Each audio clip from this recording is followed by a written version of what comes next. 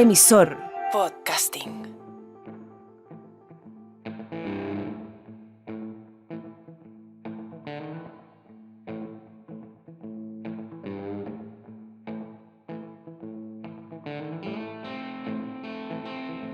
Pozo Almonte es una pequeña localidad en medio del desierto. Todos se conocen o se ubican, por eso cuando algo pasa, todos saben. En agosto del año 2003, cuando una niña de 8 años desapareció sin dejar rastro, la buscaron por cada rincón. Pero un pueblo pequeño puede resultar demasiado grande.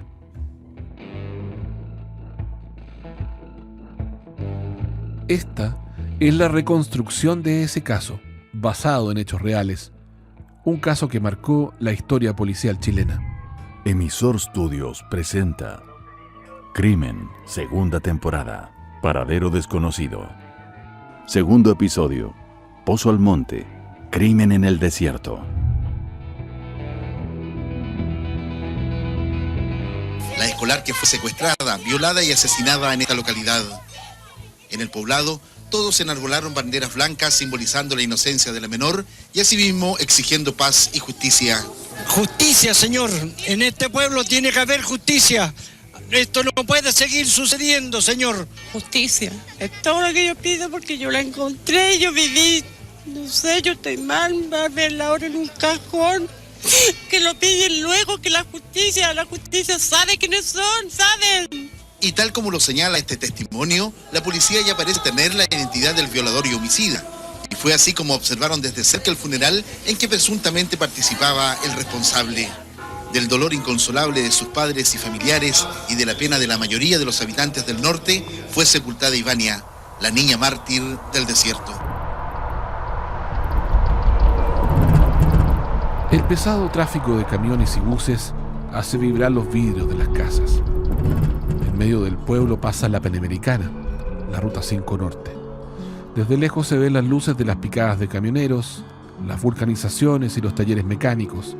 Se mezclan con algunos lugares para descansar de la larga ruta y uno que otro bar con luces de colores anunciando su oferta. El desierto más árido del mundo. Pueblo de paso.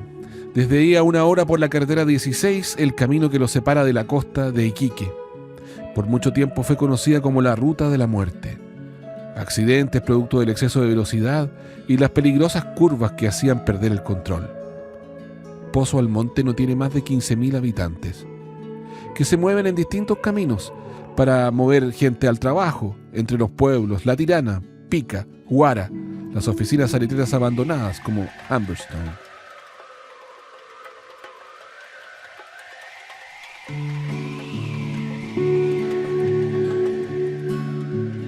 El 10 de agosto del 2003, la policía es informada de la desaparición de la pequeña de 8 años, Ivania Barraza.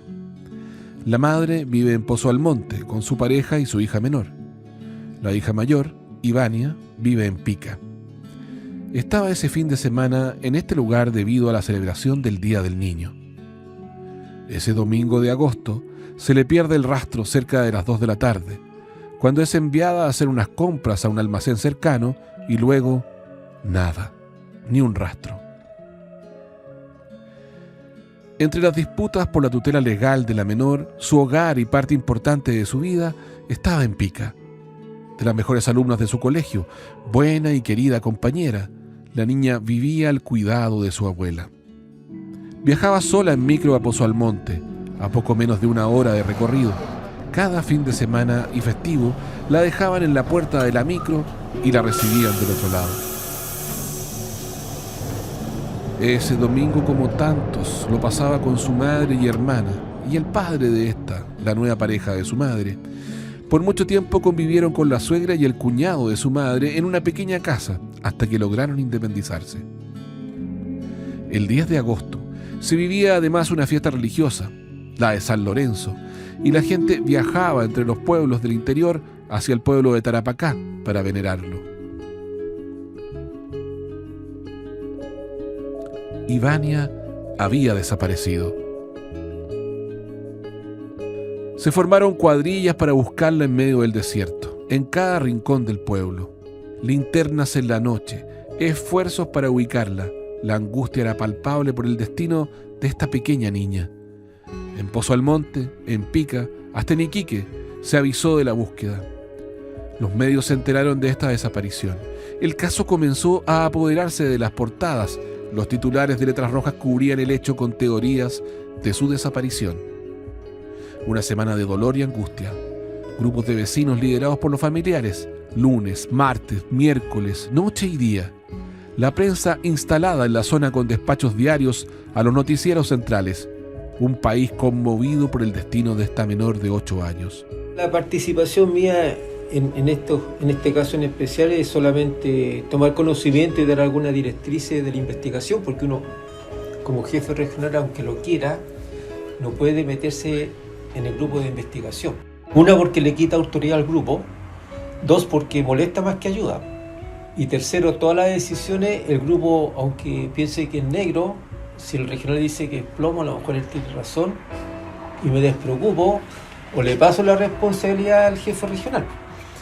Y yo, por política personal, nunca me gustaba interferir en las investigaciones, a no ser que me preguntaran, o que yo necesitara saber un avance de la investigación, pero de la oficina, dar directrices, no ir al sitio del suceso. La prensa puede preguntar en Santiago o en Iquique. A ellos pedían los antecedentes del caso para tener respuestas, pero generales, no en detalle, porque uno no puede dar información que es propio de la investigación y echar a perder la investigación.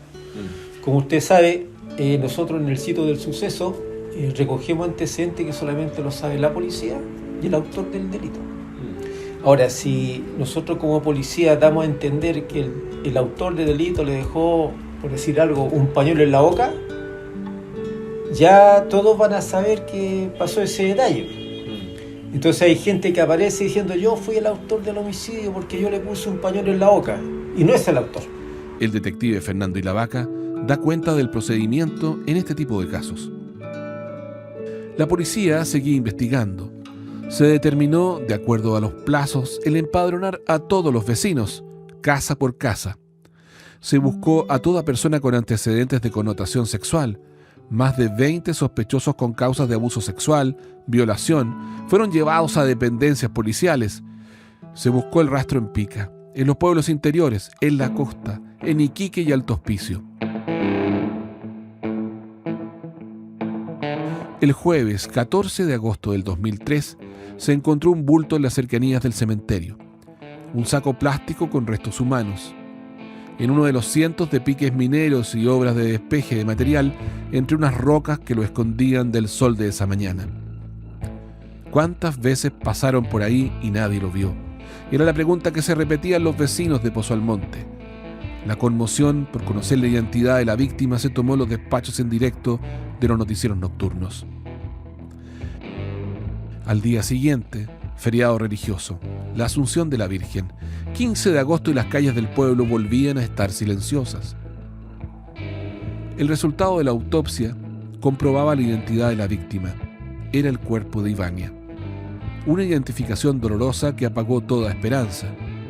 Se confirmaba en los siguientes días algunos detalles del caso. Había sido violada y luego le quitaron la vida. Envuelta en un saco y escondida en ese lugar, tenía el cráneo destrozado. Las pampas de Pozo Almonte se han transformado en un lugar de oración. Hasta el sitio donde fueron encontrados los restos de Ivania Barraza Castillo, de 8 años de edad, llegan numerosas personas para llevar flores y rezar por su alma. Entre ellas está Ana González, la vecina que halló a la niña enterrada en un saco luego de tener un sueño premonitorio con una familiar fallecida. Mi nuera en el sueño me relata que yo concurro al cementerio, que venga, me decía, vaya. Yo vine a las 9:15 de la mañana al cementerio, conversé con ella, y cuando yo me senté en la tumba de ella sentía como un calor al lado mío, una brisa. A mí que está acá, porque a mí en el sueño me avisaron. ¿Y cómo estaba cuando cortaron el cuerpo? El cuerpo no lo vi, solamente el saco nomás. El saco, y cuando se le sale el pelito, algo por ahí. Sus sospechas recayeron inmediatamente en los sepultureros, quienes desviaron su atención indicándole que se trataba de un perro muerto.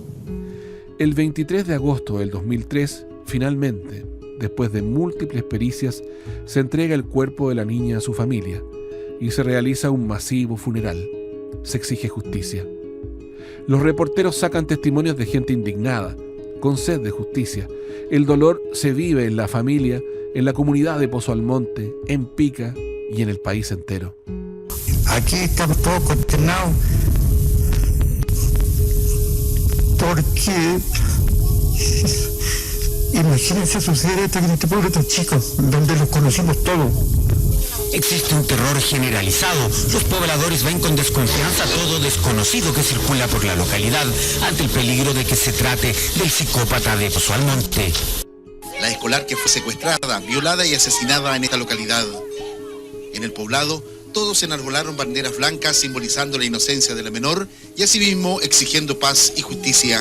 Justicia, señor. En este pueblo tiene que haber justicia. Esto no puede seguir sucediendo, señor. Justicia. Es todo lo que yo pido porque yo la encontré, yo viví, no sé, yo estoy mal, va a verla ahora en un cajón. Que lo piden luego, que la justicia sabe quiénes son, saben.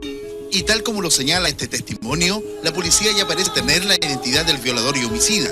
Y fue así como observaron desde cerca el funeral en que presuntamente participaba el responsable. Del dolor inconsolable de sus padres y familiares y de la pena de la mayoría de los habitantes del norte, fue sepultada Ivania, la niña mártir del desierto. En esas cortas 2 semanas desde la desaparición y el hallazgo del cuerpo, se vivió una situación paralela y dramática. Tal vez motivado por algunas noticias especulativas que circularon en la prensa o por los comentarios de vecinos, algunos incluso en declaraciones juradas ante la policía. En casos como este, es complejo equilibrar el tiempo de la desaparición de un menor de edad con las posibilidades de encontrarlo. Son vitales las primeras 24 horas, las 48 horas y entrando en el límite de las 72 horas en que las cosas se ponen muy complicadas. Es una carrera contra el tiempo. A ese mismo ritmo circularon acusaciones sobre personas que fueron vistas con un saco similar al encontrado con el cuerpo, testimonios con todo tipo de detalles que no resultaron ciertos. Personas enterrando algo sospechoso, la niña de la mano de alguien que salió del centro penitenciario, que está al frente al local en que Ivania fue vista por última vez comprando. Vecinos de Pica reportando turistas y mochileros que acuden generalmente a las fiestas religiosas y luego armaban situaciones escandalosas. Tiempo antes se hablaba de la muerte de perros por parte de estos mochileros, nada comprobado. Muchas de esas declaraciones fueron ratificadas una y otra vez.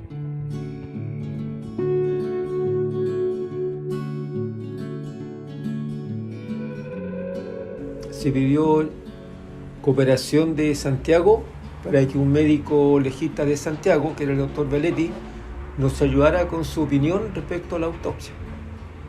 Teníamos fotos de la autopsia y ahí el doctor Belletti nos dio una pista bastante atrayente que se trabajó y en base a aquello se hizo un empadronamiento de del pueblo de Pozo Almonte. Porque no era entendible de que una chica desapareciera a las 12:30 o 1 de la tarde en un pueblo.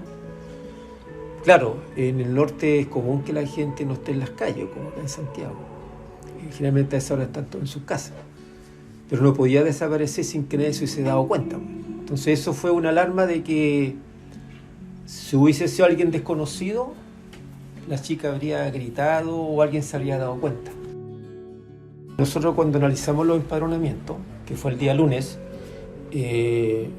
los colegas de la Brigada de Homicidio me decían: señor, tenemos 3 testigos que ven a vecinos trasladando un bulto y declaración firmada.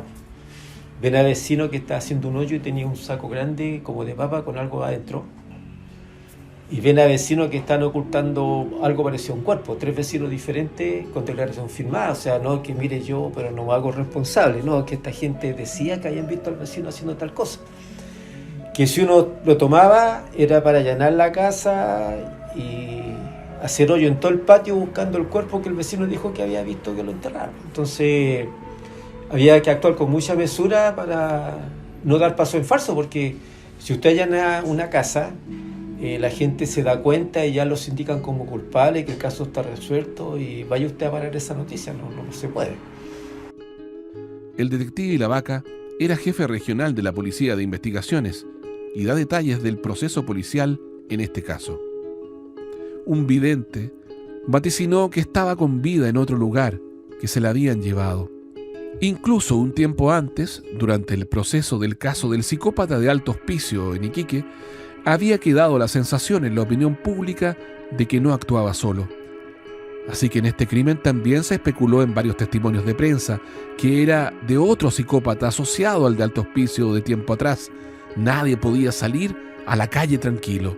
Yo siempre veo un tipo canoso, más o menos 50 años, que siempre me viene a comprar, que anda en una camioneta blanca. Yo a él lo sospechoso porque el tipo viene y anda siempre nervioso y tiene cara de raro, o sea, no sé, de psicópata, no sé.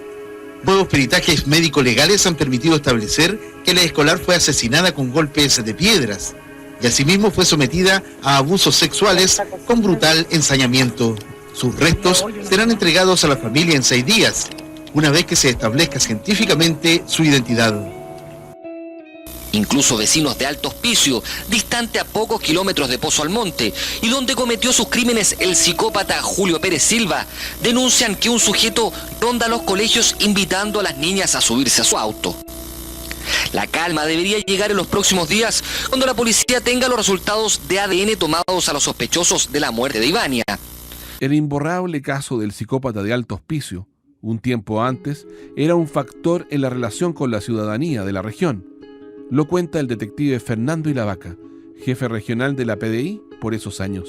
A eso súmele que yo tenía la mochila del caso de Alto Hospicio, que me persiguió en este caso porque había cierto sector de la población que decía, fue el violador, porque la gente de Iquique no piensa de que el violador de Alto Hospicio actuaba solo, siempre pensó que eran varios. Entonces, uno de esos varios estaba detenido, el otro estaba... Entonces yo tuve 2 o 3 casos así que me complicaron porque se pensaba que era el violador de Alto Hospicio. En esos tiempos, la reforma procesal penal comenzaba a operar en la región de Tarapacá. Las policías debían ajustarse, conocer el rol del fiscal, del defensor, de los jueces. No había espacio para el error, en especial en un caso con interés nacional. Ricardo Lagos Escobar era el primer presidente socialista de Chile y el mes de septiembre se conmemoraban 30 años del golpe de Estado de 1973. Sus visitas al territorio nacional eran calculadas para no caer en provocaciones o cualquier efecto que ensuciara un mes tan crucial para el gobierno. El intendente Patricio Zapata y el fiscal regional Claudio Roe estaban permanentemente siendo entrevistados por los medios. Esta era una noticia de connotación nacional. El padre de Ivania había pedido reunirse con el presidente para que encontraran pronto al culpable. El presidente estaría ahí la primera semana de septiembre. El equipo de avanzada de Lagos pedía que los antecedentes del caso estuvieran disponibles para ese encuentro con el padre, ojalá con resultados concretos para informar a la familia y luego a la opinión pública. Las teorías que se barajan son diversas. Una señala que la menor habría sido asesinada el mismo domingo. Otra indica que Ivania permaneció secuestrada hasta la noche del miércoles. Una tercera hipótesis afirma que fue muerta el domingo y dejada en el lugar del hallazgo el mismo jueves. Estamos rechequeando algunas versiones que se recibieron durante el proceso de investigación. Estamos tratando de confirmar algunas eventuales coartadas que podrían existir y estamos desplegando todo aquello que resulte necesario para esclarecer bien este hecho. Se está volviendo a revisar el lugar, se están siguiendo algunas pistas que hemos logrado encontrar hasta el momento. En el plano policial hasta el momento han sido interrogados 5 sospechosos, a quienes también se les tomaron muestras de sangre para determinar su presunta participación en los hechos mediante exámenes de ADN. Ninguno de ellos fue detenido.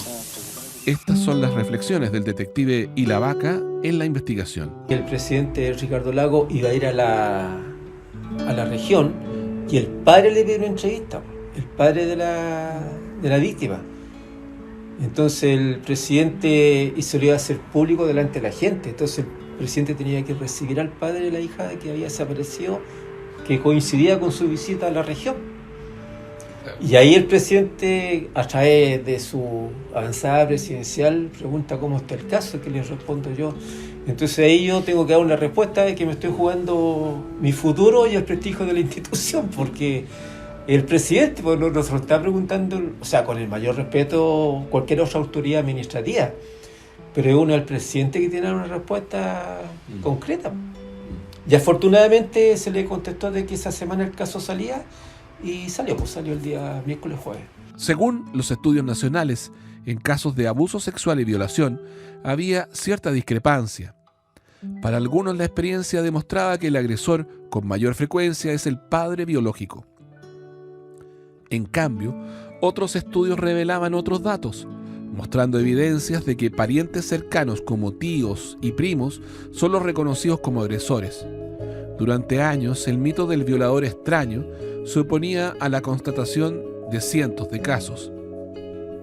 Algunos casos de alta connotación fueron hechos por asesinos y violadores que no conocían a las víctimas, pero no era la regla en la mayoría de los casos, y este no era la excepción, por lo que desde el comienzo el círculo cercano a la menor era sospechoso.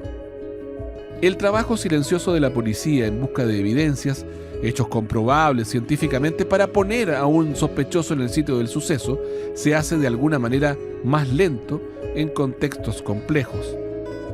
En este caso se tuvo a decenas de sospechosos con declaraciones juradas inculpando a inocentes, además de un ambiente cargado de especulaciones con equipos móviles instalados en el lugar, por lo que cada día debían tener algún avance en la investigación.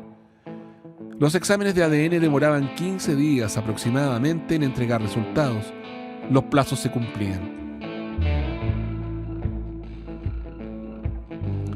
El 3 de septiembre del 2003 se capturó a Miguel Ollanedel Caipa.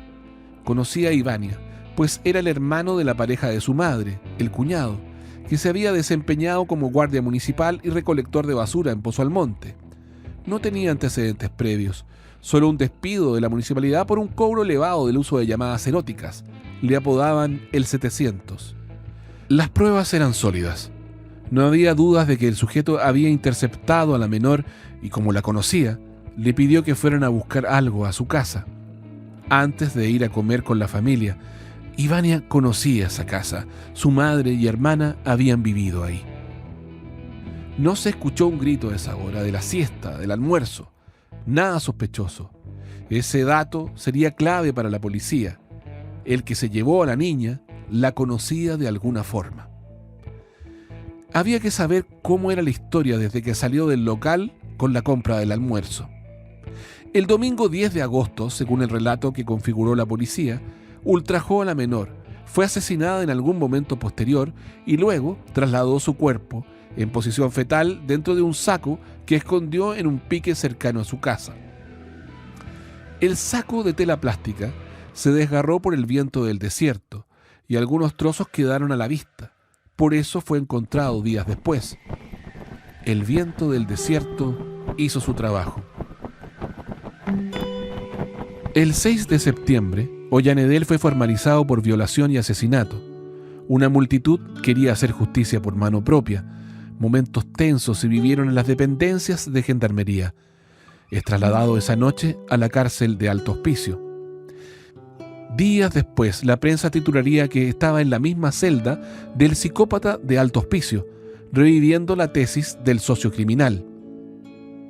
Los medios recogían el testimonio del padre de la menor, señalando que había pedido a la policía investigar ese entorno porque su hija nunca se iría con un extraño. La madre declaró que su hijo tenía serias alteraciones mentales.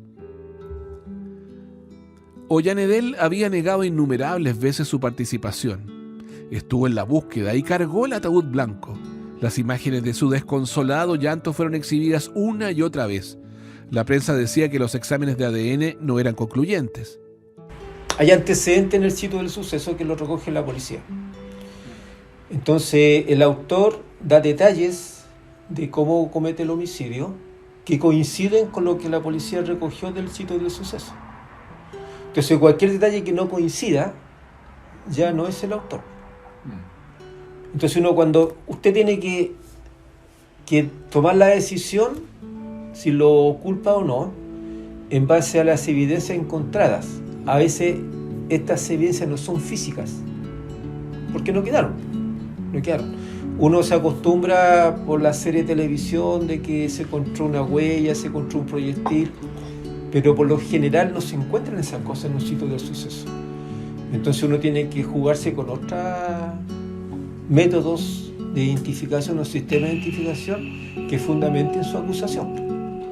Ahora no olvide usted que toda acusación lleva una carga en los hombros, porque usted no se puede equivocar, porque no puede tener en la cárcel a un inocente, ni tampoco a un culpable libre. Ahora, usted acusa, usted presenta las pruebas, el sistema que dice, miren, las recogemos o no son válidas. En diciembre del 2003, la justicia sorpresivamente pone en libertad a Ollanedel. Luego, el 26 de ese mes, la Corte de Apelaciones de Iquique revoca la decisión del juzgado de Pozo Almonte y espera el juicio. Es un hombre que ha dicho que fue presionado por la policía para declararse culpable. El sistema judicial nuevo de esta reforma procesal penal aún debía aceitar sus procesos. Las cosas no son igual que antes. Todo es un nuevo mundo de papeleo. Se deben preparar pruebas, y eso ocurrió durante el siguiente año, el 2004. El año 2003 se promulgó la Ley 19.927, que dentro del nuevo marco procesal introduce cambios y corrige leyes anteriores. Es una ley muy importante que dice relación con la pornografía infantil. Luego de los escándalos de las redes de pedofilia, la legislación se hace cargo de un vacío que termina por completarse ese año. Entre otras cosas, el Ministerio Público tenía un nuevo marco legal para tipificar la violación. Eso sucedió en medio de la investigación. En septiembre del 2004, la Fiscalía pide reformular cargos para que Ollanedel sea acusado de abuso sexual y homicidio, y no de violación y homicidio, como se pidió originalmente. El cuerpo de la menor en las pericias tenía indicios de haber sido golpeado con una roca, pero esa no sería la causa de muerte. Eso fue un hecho posterior, para asegurar la muerte por parte del asesino. La policía escondió ese dato para poder interrogar a los sospechosos con una vieja técnica policíaca, un detalle que solo el autor y la policía sabían. En diciembre del 2004 es condenado a presidio perpetuo.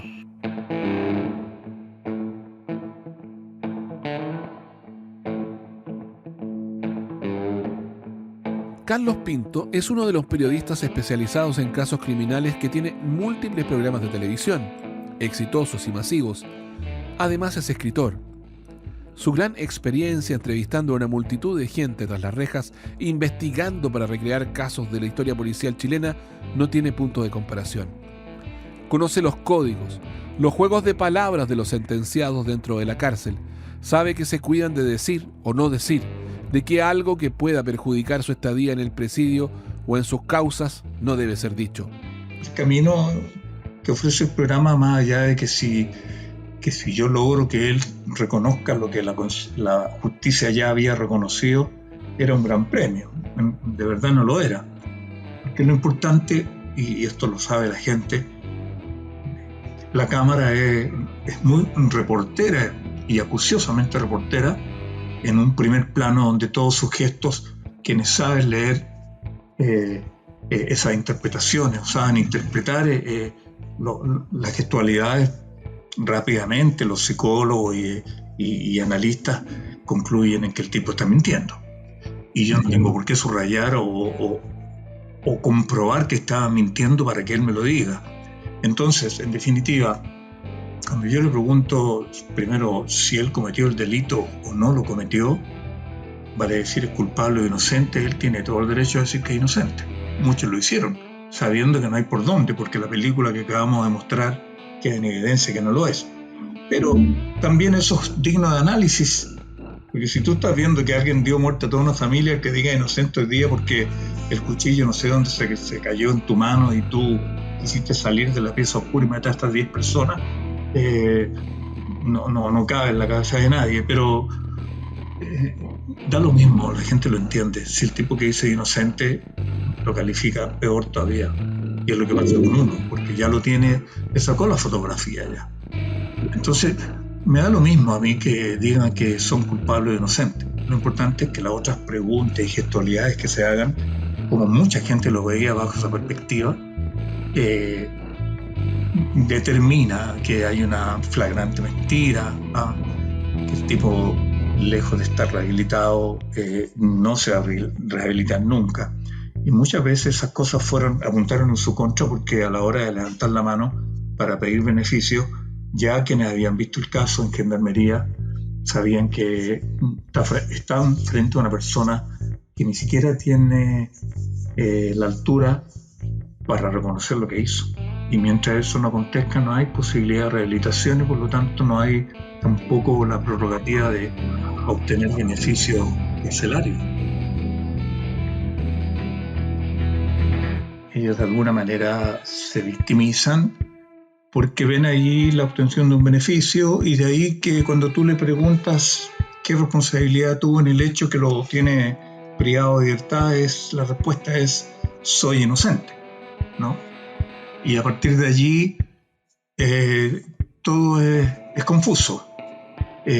Acostumbran los reos, por razones como te explico, o por autodefensa, ¿no?, a no comentar sus delitos y literal y echar, digo yo, la basura bajo la alfombra por mucho tiempo. Y si aceptamos esta analogía, entenderemos que tanto mentir y echar tanto la basura bajo la alfombra llega un instante en que se arma un pequeño montículo en el cual se tropiezan a menudo y le hace la vida carcelaria muy dificultosa en lo personal, en lo que es su vida, porque han tenido que mentir justamente para poder vivir con sus pares, seguramente. Y es por eso que cada vez que yo lograba una entrevista con tipos de esa calaña, por decirlo así, cuando realmente se enfrentaban a su verdad, era muy catártico y te agradecían. Porque habían vivido, ponte tú, una condena de 25 años con los 10 primeros años mintiéndose para que luego llegue un tipo a entrevistarlo y le da señales de que conoce toda su vida y que el proceso es inequívoco y entonces no me puede vender pomadas y tiene que empezar reconociendo y el reconocer es lo único que permite que tú te des cuenta de la realidad y por tanto poder postular personalmente a un decir de estoy arrepentido. Y que si es real, pues entonces comienza el inicio de una factible recuperación. Antes es imposible. Negar la realidad, no es posible el perdón. El programa Mea Culpa, exhibido en TV en el 2018, tiene 2 testimonios de Miguel Ollanedel. El periodista Carlos Pinto lo entrevistó en su celda, cumpliendo su condena. Honestamente, Miguel, ¿tú violaste a Ivania, sí o no? No. Pongo la mano en el corazón y cómo matarla. ¿Y asegurarías por tu propia madre, a la cual dices querer tanto que eres inocente? Doy la vida por ella. ¿Y por ella aseguras que es inocente? ¿Que eres inocente? Sí. Miguel, ¿estás arrepentido por todo lo que ha sucedido? ¿Por haber violado a una niña de 7 años? No, estoy inocente. Luego, en el programa, se da a conocer un testimonio anterior, facilitado por la Fiscalía, en que se puede ver la confesión ante la policía. El contraste es evidente. ¿Te acuerdas qué pasó ese domingo? Estaba en la casa. Tú estabas en la casa. ¿Y qué hiciste tú? ¿Tu hermano? ¿Cómo se llama tu hermano? Mario, por la fecha te mandaron a buscar a la niña. Ya. ¿Qué hiciste tú? La encontraste. ¿Qué hiciste después? En la casa. Llevaste a la niña a la casa. ¿Ya? ¿Qué pasó en la casa? Ahí me necesitaba de la boca todo. Le pegaste una cachetada y le tapaste la boca. ¿Por qué? No le pegué muy fuerte. No le pegaste muy fuerte. ¿Por qué le tapaste la boca? Estaba llorando. Estaba llorando. ¿Por qué lloraba la niña? No sé. ¿Y aquí hiciste tú? No, me bajaste los pantalones. ¿Me bajaste los pantalones? No. ¿Qué más te bajaste? Los calzoncillos. Ya. ¿Y qué hiciste tú? No, estaba jugando. ¿Estaba jugando? ¿Con quién estaba jugando? Con ella. Con ella. ¿Qué jugabas? Eso no jugaba con ella, no jugaba con mi semen, no. Ya, jugabas con tu semen. ¿Y la niña se movía? ¿Qué hacía? No, se quedó dormido, entonces la boca. Se quedó dormida cuando le tapaste la boca. Ya. ¿Qué hiciste después? No, ahí me pegaba, me despertaba. ¿Y despertó? No despertaba. Ya. ¿Qué hiciste después? No, me salí. ¿Me saliste? ¿Dónde fuiste? A la casa de Mario. A la casa del Mario. Ya. ¿Y qué le dijiste al Mario? Que no la había encontrado. Ya. Ya. ¿Y cuando llegaste a tu casa, qué hiciste? No, desperté la niña. Lo trataste de despertar de nuevo y la niña no se despertó. Ya. ¿Qué más? Nada, y estaba nervioso y tenía un saco negro para ¿Dónde lo tenía? abajo de mi cama. Debajo de su cama. ¿Ya? ¿Qué hiciste con el saco? Ahí me volví con la niña. ¿Cómo? Volví con la niña, con la eché adentro de la niña. La echaste adentro de la niña. ¿Cómo le pusiste el saco? Adentro. Adentro sí. Sí. Ya. ¿Y la cabeza hacia dónde quedó? Adentro está.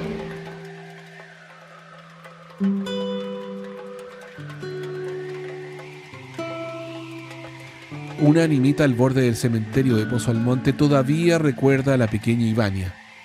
Fue levantada ahí un 18 de agosto del 2003.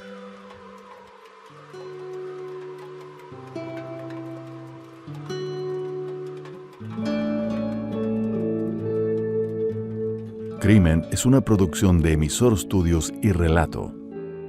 Dirección y locución, Marco Silva. Guión de Paula y la Vaca y Marco Silva. Producción, Sergio Fortuño, Paula y la Vaca y Marco Silva. Música, Juan Ignacio Ramos. Edición, Sergio Fortuño. Archivo de prensa de Canal 13. Gracias a Fernando y la Vaca, Carlos Pinto y a los expertos y especialistas entrevistados para este programa. Todos los derechos reservados.